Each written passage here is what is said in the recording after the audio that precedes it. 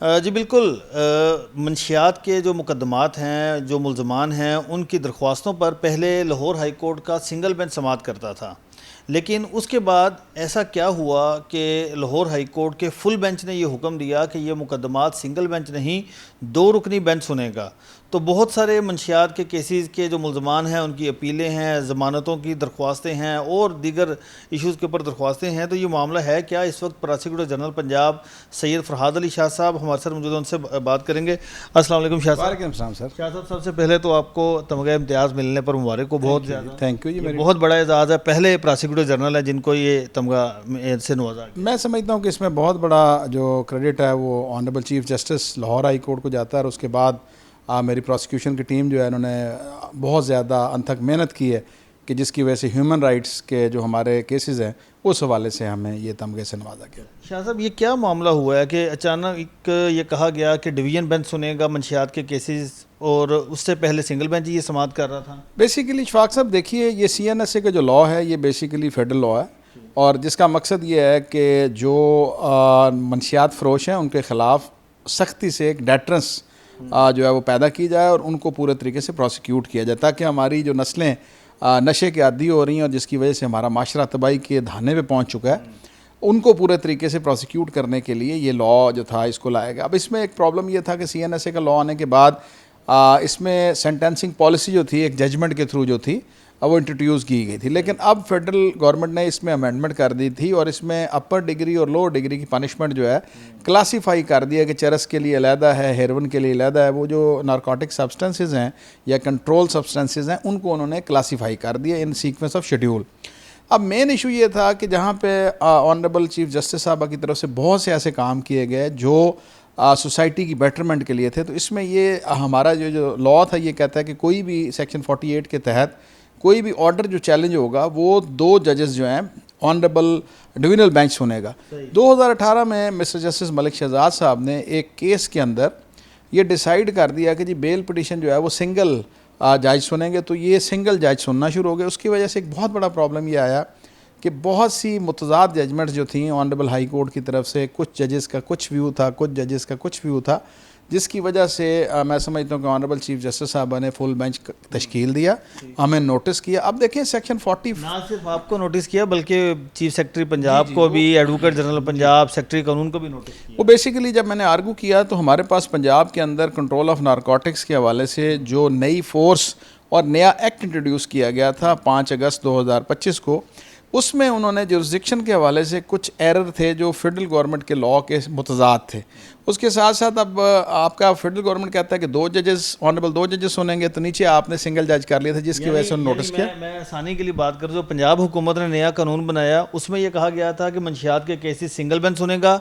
जो वफाकी हुकूमत का कानून है वो ये कहता था कि ये केसेस दो रुकनी बेंच सुनेगा। जी। उसके बाद जो मलिक शहजाद साहब की जजमेंट की वजह से बेल पिटिशन जो थी वो सिंगल जज सुन रहे थे।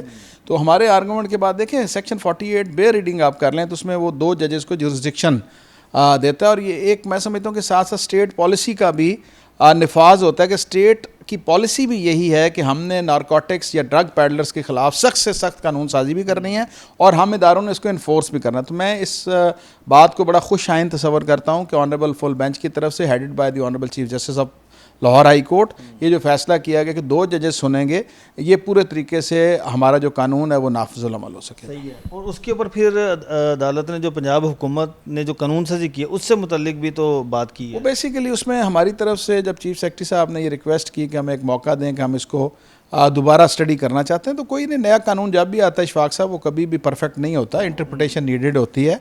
तो अभी क्योंकि वारिस तो उसकी चैलेंज नहीं हुई लेकिन हमने अपने तौर पे उसको खुद रिविज़िट किया है। उसमें कुछ चीज़ें ज़रूर ऐसी थी कि जिसको हम थ्रू अमेंडमेंट जो है वो ठीक करना चाहते हैं। हुकूमत की विल बिल्कुल क्लियर है इस बात पे, पॉलिसी बिल्कुल क्लियर है कि ज़ीरो टॉलरेंस हम चाहते हैं कि हमारे माशरे में हमारा जो बच्चा है वो मंशियात से दूर हो और वो एक अच्छे तरीके से नशोनुमा हो उसकी और वो मुल्क और कौम की तरक्की के लिए अपना किरदार अदा। जस्टिस मिसाल नीलम साहब ने ये भी बात की है कि उन्होंने कहा कि दो कवानीन बन गए हैं, मुकदमा कैसे चलेगा, वफाक का या पंजाब का। तो ये भी उन्होंने देखिए बेसिकली 18th अमेंडमेंट के बाद सूबे बाख्तियार हो चुके हैं। दो तरीके होते हैं आप कानून साजी कर सकते हैं। आपको प्रेम्बल में देना पड़ता है कि अगर आप फेडरल लॉ मौजूद था तो आप नया कानून क्यों बना रहे हैं। तो बेसिकली उसके अंदर इन्फोर्समेंट के हवाले से इफ़ेक्टिव इन्फोर्समेंट उसका मकसद था पंजाब हुकूमत का, और बहुत अच्छा मैं समझता हूँ कि पंजाब हुकूमत का ये अमल है। लेकिन कुछ चीज़ें होती हैं कि जिसको हम कंपैरेटिव स्टडी कहते हैं, तो कंपैरिजन जो है दोनों लॉज का वो ज़रूरी था, वो अब हो रहा है इंशाल्लाह ताला जल्दी। इस पर अमेंडमेंट भी हो जाएगी और नाफिजुल अमल हो जाएगा। और अब फिर ये केसेस कैसे चलेंगे?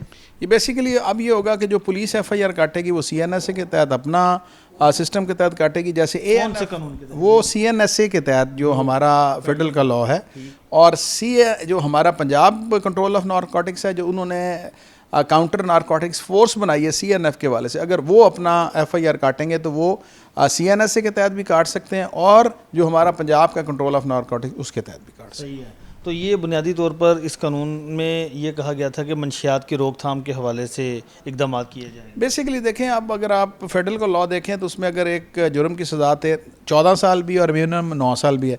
प्रोवाइडो क्लास ये है कि अगर स्कूल कॉलेज के करीब से पकड़ा गया तो फुल डोज मिलेगी, अगर प्रीवियसली कॉन्विक्टेड है तो उसको फुल डोज मिलेगी। तो मैं समझता हूँ कि ये हमारी जो मिस जस्टिस सालिया नीलम साहब हैं उनकी तरफ से बड़ा ये इकदाम है कि जैसे उन्होंने पहले भी आपको पता ही है कि जो 4, 5, 6 साल से चलान पेंडिंग थे वो सारी को उन्होंने वर्कआउट किया और ज़ीरो टॉलरेंस कर दी इस बात पे। तो ये उनके बहुत से इकदाम हैं, जैसे आप डिजिटलाइजेशन के हवाले से। मैं आपको बताने लगा कि चीफ जस्टिस मिस सालिया नीलम साहिबा ने नाजरीन जो मॉडल कोर्ट्स पंजाब में फ़ाल किए हैं, रिसेंटली हमने देखा कि पुराने केसेस को तरजीही बुनियादों पर निपटाया जा रहा है। एक मंशियात का केस था, उसमें भी सजाएं हुई, तो रोज़ाना की बुनियाद पर बेसिकली जो नीड ऑफ द आवर ये थी कि टाइम लाइन दी जाए। कहीं पर लिखा कि 302 का मुकदमा 20 साल बाद डिसाइड होगा, तो उन्होंने अब मॉडल कोर्ट्स जैसी ट्रायल कोर्ट थी उन्होंने मैजिस्ट्रियल कोर्ट्स भी बना दी हैं, और इंशाल्लाह ताला आप देखेंगे कि बहुत जल्द आपको फैसले होते नजर आएंगे। Thank you very much.